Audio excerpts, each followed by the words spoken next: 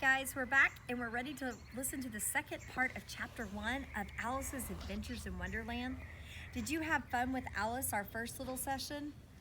I did. I think Alice is a super fun book as it teaches us how to use our imagination and to be curious, and let's find out what happens after Alice has hit her landing and seen the white rabbit run away. Suddenly, she came upon a three-legged table, all made of solid glass. There was nothing on it except a tiny golden key. Alice's first thought was that it might belong to one of the doors of the hall. But alas, either the locks were too large or the key was too small. But at any rate, it would not open any of them. However, on the second time around, she came upon a low curtain she had not noticed before. And behind it was a little door about 15 inches high. So 15 inches high, that's about exactly from the ground this high. So that was the size of the door. Do you think you could go through a door that was that tall? She tried the little golden key in the lock, and to her great delight, it fit. Alice opened the door and found that it led into a small passage, not much larger than a rat hole. She knelt down and looked along the passage into the loveliest garden you ever saw.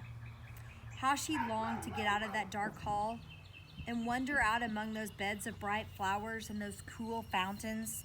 But she could not even get her head through the doorway. And even if my head would go through, thought poor Alice, it would be of very little use without my shoulders. Oh, how I wished I could close up small like a telescope. Do you guys know what a telescope is? A telescope is something you look out, and you might can see the stars, and then, or that people would use on a ship, and it would fold in. And so Alice is hoping her body will fold totally in so she can go in that little space.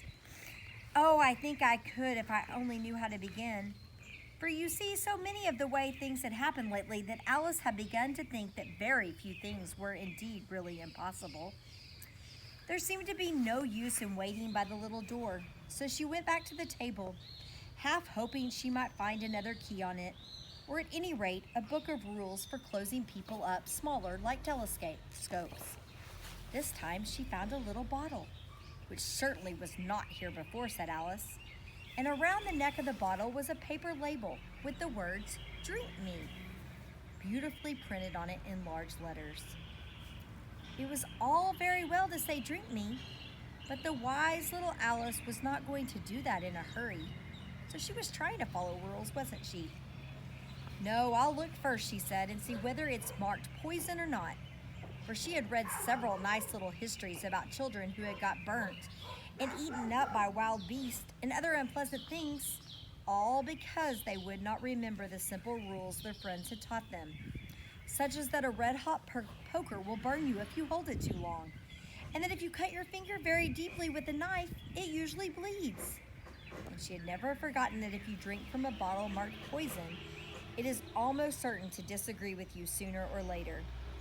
However, this bottle was not marked poison, so Alice ventured to taste it, and finding it very nice, it had in fact a sort of mixed flavor of cherry tart, custard, pineapple, roast turkey, toffee, and hot buttered toast. She very soon finished it off. So does that sound good to you? Does that sound like a good taste? Seems like it's all the things that Alice liked to eat. What is the strangest thing you've ever tasted? Is that stranger than what Alice tasted? I don't know. I don't know what the strangest thing I've ever tasted. What a curious feeling, said Alice. I must be closing up smaller like a telescope. And so she was indeed. She was now only 10 inches high. So now Alice had shrunk down to just 10 inches tall. So just like this high.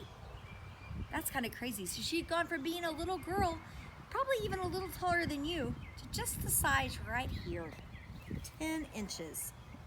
And her face brightened up at the thought that she was just now the right size for going through the door to the lovely garden. First, however, she waited for a few minutes to see if she was going to shrink any further. She felt a little nervous about this. For it might end, you know, said Alice to herself. It might going out altogether like a candle. I wonder what it would be like then. And she tried to fancy what the flame of a candle is like after the candle is blown out. But she could not remember ever having such a thing happen. After a while, finding that nothing more happened, she decided on going into the garden at once. But alas for poor Alice, when she got to the door, she found she had forgotten the little golden key. And when she went back to the table for it, she found she could not possibly reach it. She could see it quite plainly through the glass, and she tried her best to climb up on one of the legs of the table. But it was too slippery. When she had tired herself out with trying, the poor little thing sat down and cried. Come, there's no use in crying like that, said Alice to herself rather sharply. I advise you to leave off this minute. She generally gave herself very good advice, though she very seldom followed it. And sometimes she scolded herself so severely as to bring tears into her eyes. Once she remembered trying to box her own ears for having cheated herself in a game of croquet. She was playing against herself, for this curious child was very fond of pretending to be two people. But it's not of any use now. Do you like to pretend? Do you like to pretend you're someone else? What was Alice pretending? She was pretending she was two people, wasn't she? Though poor Alice, to pretend to be two people, why, that's hardly enough of me left to make one respectable person. Soon her eye fell on a little glass box that was lying under the table. She opened it and found in it a very small cake, with the words "Eat me" were beautifully marked in currants. Well, I'll eat it, said Alice, and if it makes me grow larger, I can reach the key. And if it makes me grow smaller, I can creep under the door. So either way, I'll get into the garden. I don't care which happens. She ate a little bit and said anxiously to herself, which way, holding her hand on the top of her head to feel which way she was growing. She was quite surprised she remained the same size. To be sure, this generally happens when one eats cake, but Alice had got so much of the way of expecting nothing but out-of-the-way things to happen that it seemed quite dull and stupid for life to go on in the common way. So she set off to work and very soon finished the cake. That ends our chapter 1 with Alice's adventures in Wonderland. And we've seen her go from her normal sized little girl down to 10 inches tall and cry a bucket of tears that was like 4 inches tall. So we're going to be talking a lot about size as Alice goes up and down in sizes in the next chapter. So I'll look forward to seeing you back to hear chapter 2, part 1 of Alice's Adventures in Wonderland. See you guys later.